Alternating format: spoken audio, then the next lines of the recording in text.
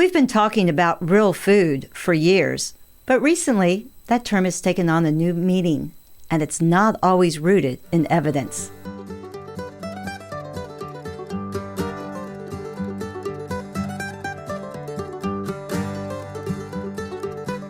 Welcome to Rooted and Restless. I'm Marianne Smith Edge, and today I have a very special guest and friend to celebrate not only National Nutrition Month, but National Registered Dietitian Nutritionist Day.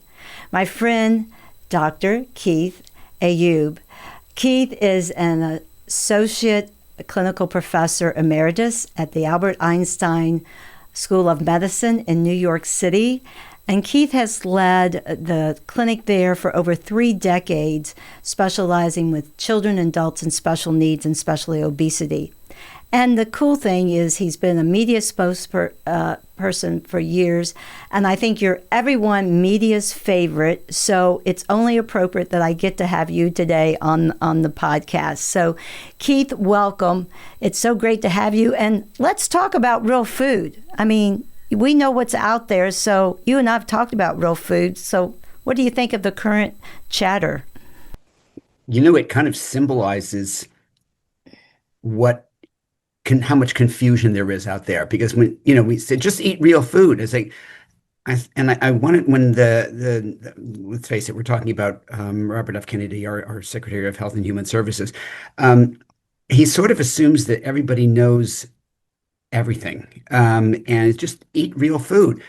And I want to say to him, we've been doing that for years, okay? And first of all, what do you think real food is? And please be very specific, because everybody with a vague term like real food is going to have their own interpretation. Is real food what you say it is, or is real food the kind of food that my family's been eating for years? Or are you referring to just real food that we eat in this country and not acknowledging that people in other countries are eating what they consider to be real food? Go off to another country and you might find that, oh, that's not real food. Well, it isn't to you, but it is to them. And so, there's this plethora of vague terms coming out of the Department of Health and Human Services that I think are serving more confusion than they are clarity. And we do look to our government agencies for clarity. And I don't think we have that today. We have more confusion, particularly because, recently issued dietary guidelines go against the what we know to be credible science. They were sort of, and I use the term very carefully here, marketed to us as gold standard science. I thought, whose gold standard science? It's the gold standard science that you want, but that's not how science works.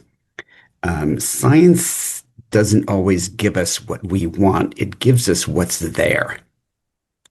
And, when he says eat real food, I thought, okay, this symbolizes the confusion that's coming out of this, this office now. What do you mean? And please be very clear. And if you can't be very clear, that's a red flag. So I think you've written. That was a long-winded answer. No. So I think it relies back as a good opportunity to say how it can register dietitians help create some clarity to that. And the key would be, how would, seeing a patient, how would you define real food in that regard?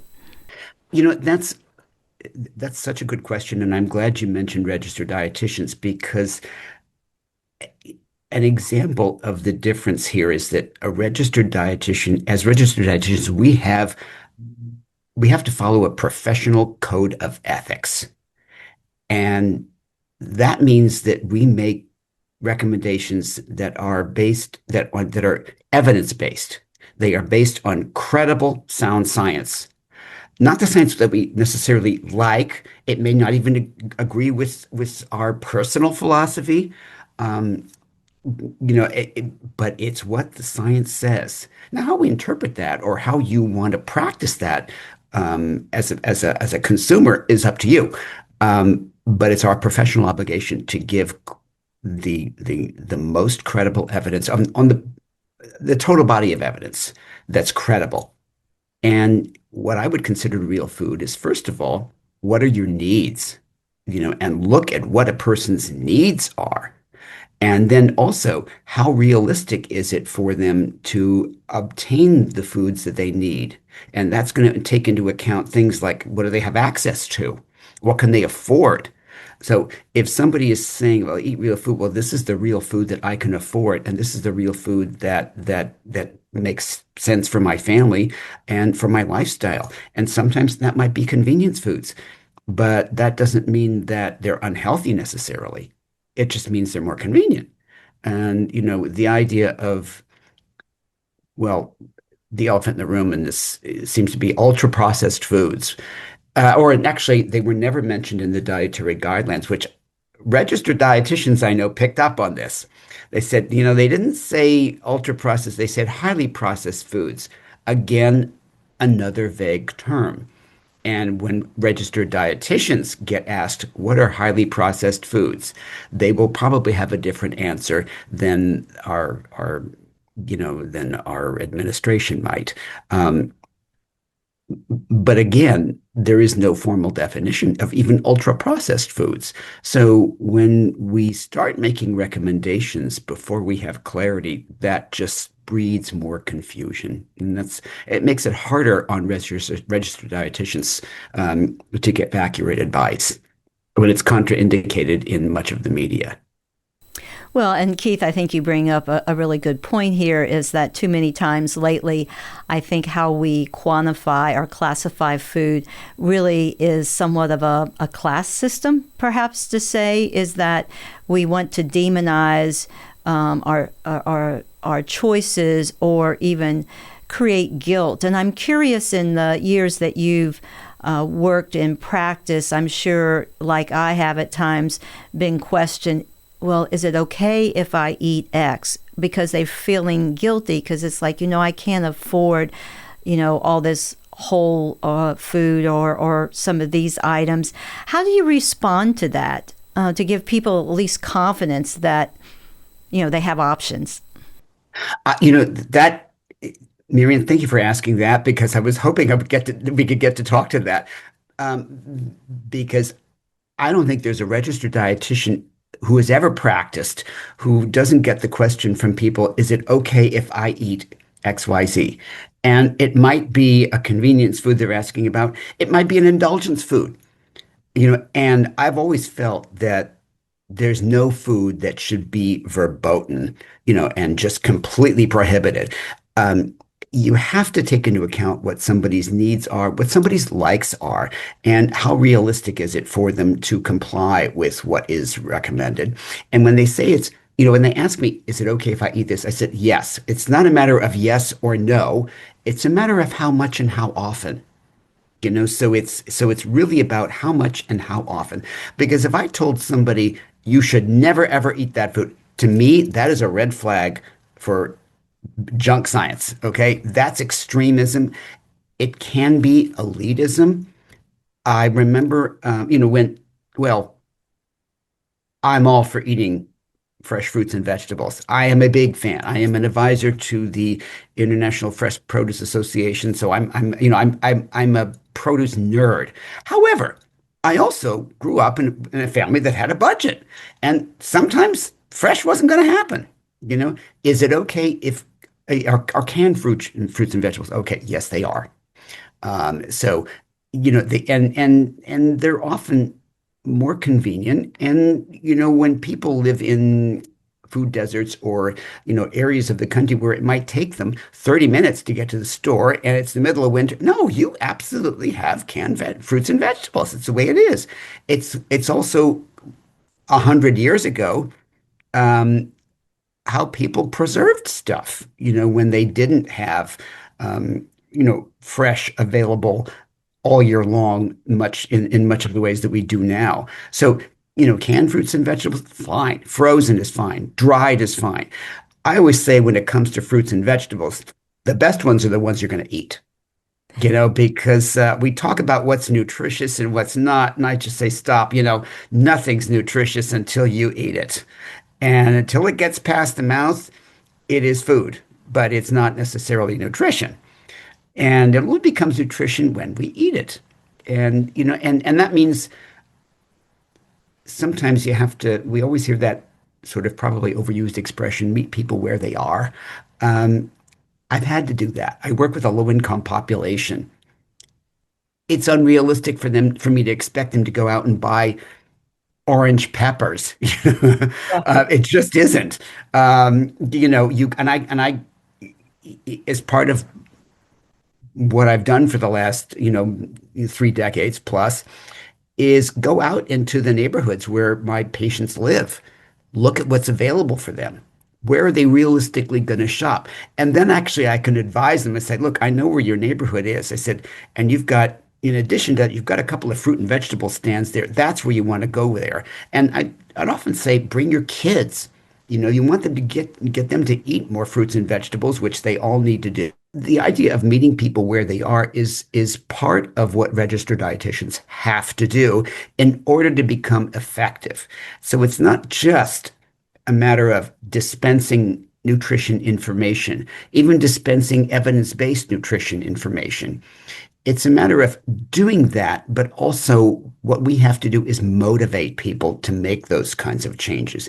And that's something that registered dietitians are uniquely trained to do. It's motivation. Anybody can, give out accurate information, but that's half the battle there. If you really want to make an impact and change behavior, you've got to educate and you've got to motivate. So it's that really learning, but also kind of energizing people. Say, listen, you can do this. And it's been an experience working with, I'm associate professor of pediatrics, but when you work with kids, you always have more than one patient. You always have two. You have the child and whoever is taking care of the patient. And sometimes it's more than two. Sometimes a mom or a dad will come in, but also bring the grandma or extended family or some kind of, other, person that is heavily involved in the family. So you might have more than one person. And I want to talk to those people, especially if they are doing any kind of cooking or meal preparation, or they're feeding the child, etc. So I want to talk to anybody who's taking care of that child around food and meals, because that's the person I also have to motivate. And that's where motivation really comes in. You have to motivate the child, but you have to also motivate the parents. I always tell parents, if you want your children to eat better, and here's what I mean here is you can't expect a child to eat a better diet than the parents do. It's not going to happen. So if you want your kids to eat better than you are, I'm going to say this is why we need to change slowly. Okay. It's hard to change everybody in the household. And we don't have to change everybody for everything and do massive, dietary renovation. But we need to look at where we can make changes and start there. Well, I think you brought some really good advice, and it's not, what is it, do as I say, not as I do, or vice versa. I mean, the key is you have to have a role model, that's for sure. I want to jump back into some of the conversation about research and to the general public, that's not always exciting exactly. But what I think is interesting is that we also get sometimes the pushback is that, well, recommendations continue to change. And, I was excited to see that I just read over the weekend a nutrition or a National Geographic article. And guess what? You were quoted. And it was and it was about the consumption of eggs and how, right. Of course, we are it's okay to consume more eggs because the linkage is not maybe there to the elevated cholesterol levels that we once thought. And so you and I know that people go, oh, well, then what do you believe? Because they used to tell us don't eat eggs or very few. Now it's okay. So, give us a little insight first on the changes, but we also know, science evolves. We get better at and things change. So give us a little more insight on particular the egg cholesterol aspect. But how do we get as dietitians explain to the consumer and to consumers listening to recognize that, well, science does change. Well, and you're absolutely right. It's science. It's not that science changes; it gets more fine-tuned. Right. And frankly, we ought to be glad that it does that. Otherwise, when people had headaches, we'd bore holes in their head so that the pain would go out, which is what they did thousands of years ago. And it's like not really that effective. So we're glad.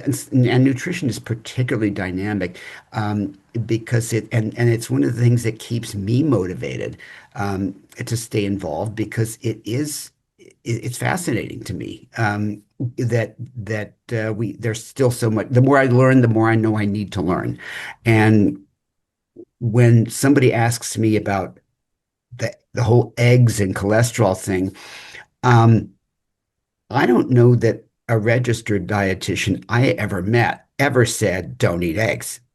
Nobody ever said that. Right. But when people also say, well, the eggs are bad, nobody ever said eggs were bad. I mean, let's face it, a whole animal has to come out of that egg. It's got to have nutrition in there. And it's got to have good nutrition in there. But there's a difference between, eggs are certainly okay to eat. They were always okay to eat. Now we know they're okay to eat in somewhat larger amount, more regularly. But also, I get more concerned about what kind of company are eggs keeping and what else is on the plate with the egg. So, if there's a lot of high fat, low fiber food on there, and it might taste good. Nobody's arguing about the wonderful aroma of bacon and things like that. So, but it's how much and how often, and what else are you having in that meal? Is it just going to be, bacon and eggs and, like a lot of both, and then a wedge of an apple? No, not quite. Okay, so how much fiber is in that meal? How many other food groups are in that meal? Is it just about the protein? Because there has to be more. And what we're talking about here is balance. And that's, and it's not omission, it's balance. And when it comes to issues like eggs or saturated fat, this is where nutrition gets very nuanced. And you can't fit nuance into a headline, and that's unfortunate. Nuance doesn't. Whenever I read a study, for example, I don't look at just the abstract. And I've had reporters so many times say, this is the article that we're writing about, or that we're going to be, taping about, or whatever. And I say, okay, this is what it says. I said, send me the study, because I don't think you might be getting everything that's in that study. So I said, please send me the study, and I plow right through it and look at the limitations and the weaknesses of that study, as well as the methodology. How was it conducted? Because that's, to me, going to tell me whether this is credible science or not. Now, let's hear from Mindy Herman, registered dietitian, food and nutrition writer, and the guru on all the latest food trends. Hi, Marianne. Happy Frozen Foods Month. Here are a few insights from the latest Power of Frozen report from the American Frozen Food Institute. This is a tough economy, and it's boosted consumer interest in planning meals and cooking from home, as well as in wasting less food to cut costs. Frozen foods can play an important role. Nearly all U.S. households buy frozen food during the year. More people are combining fresh ingredients and frozen ingredients in the same meal. For example, grilled chicken and mixed frozen vegetables, which are among the fastest growing frozen foods. It's not surprising that Italian, Mexican, Mediterranean, and Asian frozen foods are most popular. Also, many consumers are looking for better for you frozen foods that use real ingredients, are minimally processed, and are high protein. And here's what people really love about frozen food: vegetables, convenience, and of course, pizza. Now, let's return to our conversation. First of all, I would say, you're right. And as I was listening to you about the egg, and it was like, it's how its quality is by the company it keeps. Whole grain and avocados is a little different than maybe a high-fat sausage link. The fact is, something also. Are we going to have 2 eggs and 2 pieces of bacon? And then are we going to have a big bowl of fruit salad? Are we going to have whole grain toast? Are we going to have a glass of milk there? So like, what else are you having there? And the truth is, if you have all those extra components that balances out the meal, there isn't going to be room for too much excess in the way of saturated fat. Or 2 slices of bacon is going to be okay. 2 eggs is going to be okay. In my house, I grew up with, if we're having scrambled or fried eggs, ours always smelled differently than when we went out to eat and got scrambled eggs, because my mom cooked them in olive oil. Right. They did everything in olive oil, And so that was just like, butter was for like bread or something, but you don't have butter in cooking. No, you have olive oil. So it was different. So it speaks to what's sort of okay. But again, there was always another component to that meal. It wasn't just about lots of eggs, lots of bacon. It's about balance. It's not about yes or no. So I think that balance makes maybe a segue back to, we keep talking about credible research, and you and I can pick up an abstract, but we also can have access to looking at whatever the headline was. But we know a large majority of individuals are going to read the headlines, but they're not going to read the study behind it. So how best can you advise for someone that's looking at that to discern whether what they're reading is what we deem as credible? What is credible, so to speak? And what's some good advice? Well, that brings up a good point, because so often a study isn't deemed credible if it was funded by a commodity or an industry group or something like that. And I've seen professionals say, "Oh, well, that was funded by fill in the blank."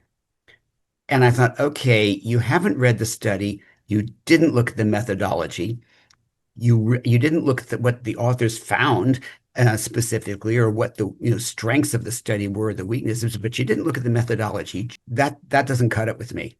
It's not really doing the business of nutrition, or the really good analysis, the critical thinking of nutrition.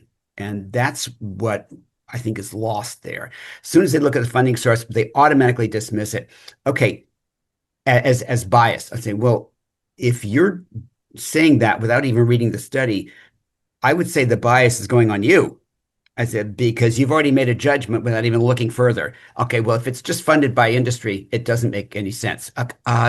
No, I have seen studies that were absolutely fabulous and done, funded by industry, but with absolutely no input on the design. So the design is really what's important to me, more than the funding source. Also, it brings up a point where if for example, we know how nutritious foods like nuts are, foods like almonds and walnuts. Why do we know that? Because credible research was done. Well, that credible research was largely funded, by the Almond Board of California or by California Walnuts. So commodity boards. Who else is going to fund that study? That's specific to their commodity. Of course they're going to fund it. Now, that doesn't mean that the study is invalid. It means it might be very valid, but they want somebody to do the study. The government isn't going to do that. Should taxpayers be on the hook to fund something that is going to benefit one particular commodity over another? Should they be funding, say, almond research? Because then the walnut board is going to say, well, we want that funding too. So, should taxpayers be on the hook for that, or should the commodities do that themselves? I think the commodities ought to be doing that themselves. I'd like to see more of it, actually, but I want to see good studies. I actually sit on I'm on the board of the McCormick Science Institute, and we determine studies that are going to that we're going to be willing to fund. But the premise, though, and the requirement is that if we choose to fund your study, you must publish it regardless of the outcome. You must publish it. And I think that might be something that is going to be increasing throughout research, even that's funded by industry or by commodity groups. It's funded, but you do the design and you must publish it. Well, and I think that brings up a really good aspect is that I agree, having been around that kind of research.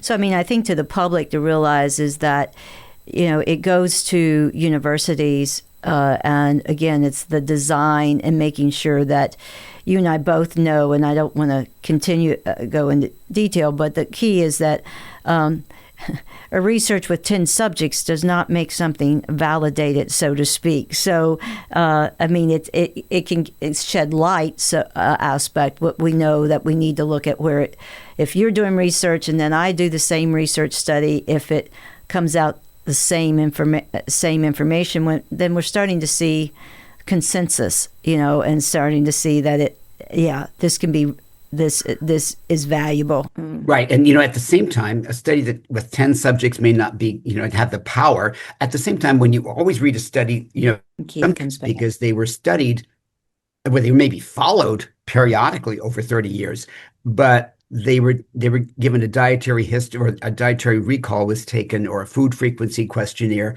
at the start of the study and never again. So it's sort of like, okay,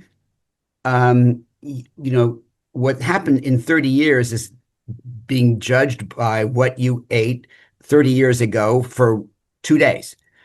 Is that going to determine your life? Okay, now it might be statistically significant, but the methodology isn't really very, very accurate there. I mean, it doesn't tell much. That's why those studies can show correlation or causation, and they're going to be maybe statistically significant, but not what we call clinically significant. And they can't show causation. And I could show a perfectly valid study, to give you an example, of that would be statistically significant, that would show that people who buy, the obesity is strongly associated with people who buy large size clothing. But that doesn't mean that a thin person who buys a XXX size shirt and puts it on is going to gain weight. Okay. There may be other factors going on there, So, whenever I see observational studies, I always get my antenna going up. And then I really, really have to drill down on the methodology. So I think here is making sure that look who's being quoted sometimes in studies, as you just said, and like, because that particular article I mentioned, you were quoted, several other registered dietitians or nutrition professionals. So you're like, okay, they're going back to the subject, they're going back to experts to really look. And I think that's looking at the quality of the research and giving some validation is important. And that's why I whenever I'm called by National Geographic, I know I'm going to be quoted with people who are reputable. Giving two sides of the story is one thing. Reporters have to give both sides, but I also want to look at what the credibility of the person giving the other side of it is. And it might be that they're very credible, but it might be that they're not. And it's just giving, sort of equal time. But if, look at the credibility of the source. The takeaway here is that don't just look at who's loudest, look at who's credible. And sometimes the loudest are not, and that's why they have to be the loudest. Sometimes nutrition, evidence-based nutrition is boring, but it's there, and it's there for a reason, and it's factual. I don't believe in choosing one's own facts, and that's what science is about, is that you don't choose your own facts. You look at the evidence. You can, and you make recommendations on that evidence. Now, how a consumer, can choose to accept it or not, but it's my professional obligation to give them what the facts are. I think we owe that to consumers, and I think consumers deserve that. Well, and I think you raise a good question and kind of validates the importance. And you've mentioned before the difference between a registered dietitian nutritionalist and someone holding themselves out as maybe a lifestyle, influencer, is that you and I have, based on our code of ethics, we're responsible for communicating the science, or what the evidence is. Where if we don't have a code of ethics, guess what? We can say anything, basically. And I guess you and I could say anything, but we don't feel like to uphold our profession and our nutritional background, we're obligated to definitely uphold that, which is so important. And you're right, and that's why I like to tell people that registered dietitian nutritionists have to undergo. They're the most trained nutrition professional. People have no idea the kind of education and internships and training that we have to go through before we get, and the exams we have to go through before we get that RDN after our names.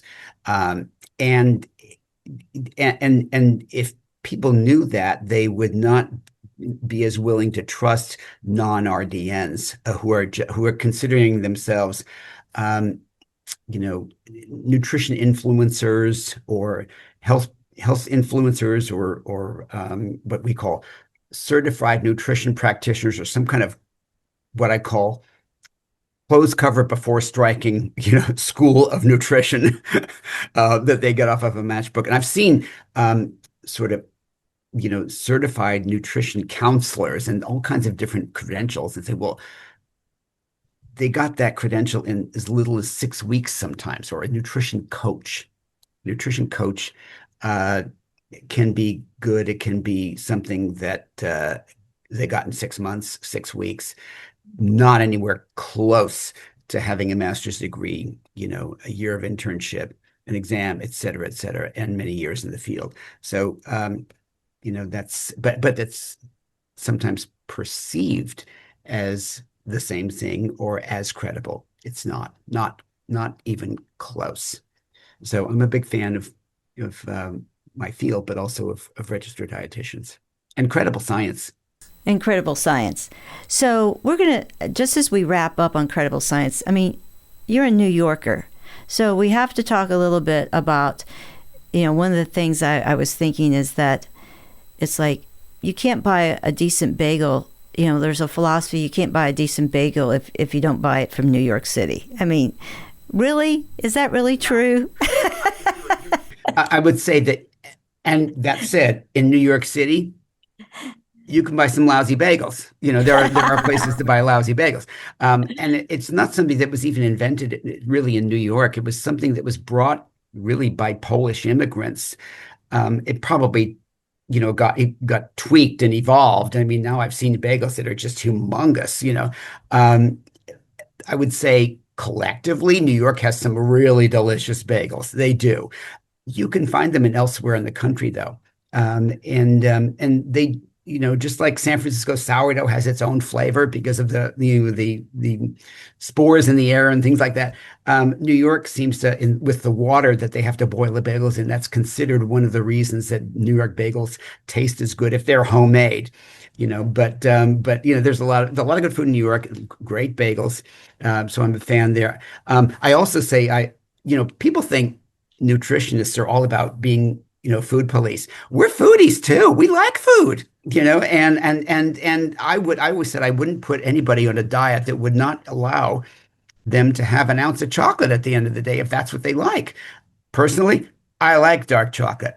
I'm a foodie, and I've learned as the more I get into the world of cocoa and chocolate, the more I just love it. I have recently joined the board of the Fine Chocolate Industry Association, which is really representing small craft chocolate makers that make fine chocolate. Um, and after this, I'm actually going to a board meeting there. So, so Well, so you do portray a dietitian that, it's about balance. Every food can fit in some aspects. and that doesn't mean that you eat pounds of the stuff all the time. No, it's about balance. But there needs to be the room for enjoyment, because I want people to enjoy food. And the truth is, you might be able to get people to eat something that you think is good for them. Great. I want them to be able to eat it again and again and again and make it part of their daily routine or part of their eating style. And for them to do that, it's got to taste good. And that means you can't always be as extreme. I looked at those dietary guidelines and said, well, actually added sugar has no place in a nutritious diet. I thought, you don't work with people, guys. And they've demonized sugar, but they've also demonized substitutes and sweeteners and things like that. Okay, so basically you're having a war on the sweet taste, the one that everybody is born with. So there seems to be a war on sweet in general, and that's something that, again, extremes don't work. Not when you're working with people, and not if you want to make sustainable eating style behavior changes and improvements. So if you want to have impact, you can't be extreme. I like that. So your final it's here it is. It's our registered dietitian day. National Nutrition Month. So sum up all that we talked about, like in your final just soundbite. What do we need to walk away with? To make impact, there needs to be education and motivation. That makes behavioral changes. And if you want to make impact, we need to avoid the extremes and go for balance.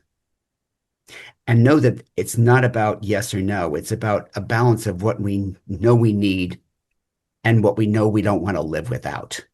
Which is perfect. And I think it validates too that registered dietitians are not the food police. That's the good thing.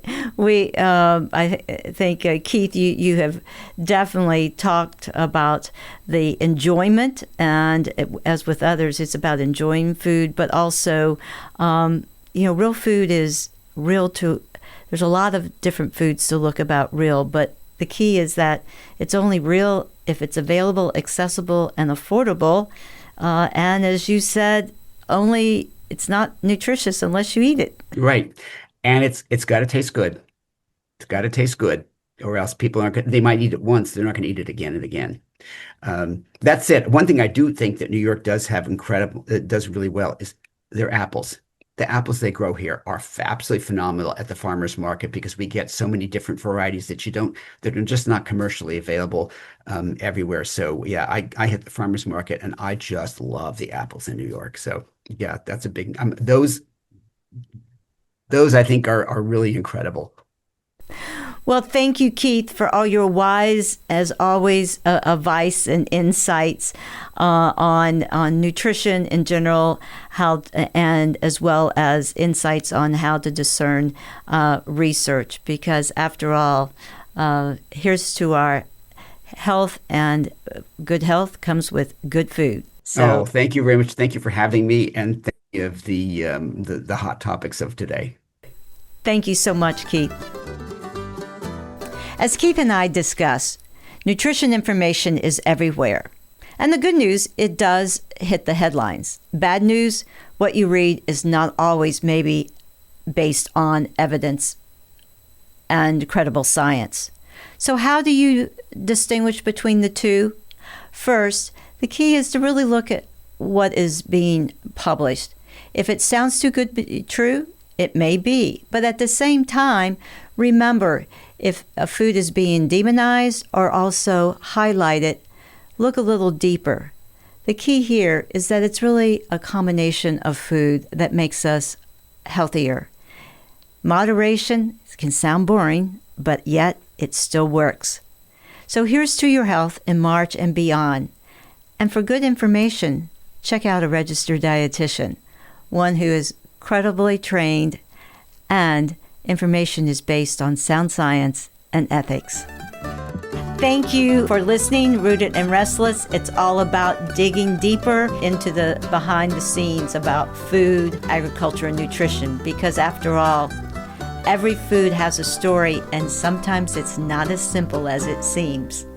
Subscribe to Rooted and Restless wherever you listen to podcasts, or find us on YouTube.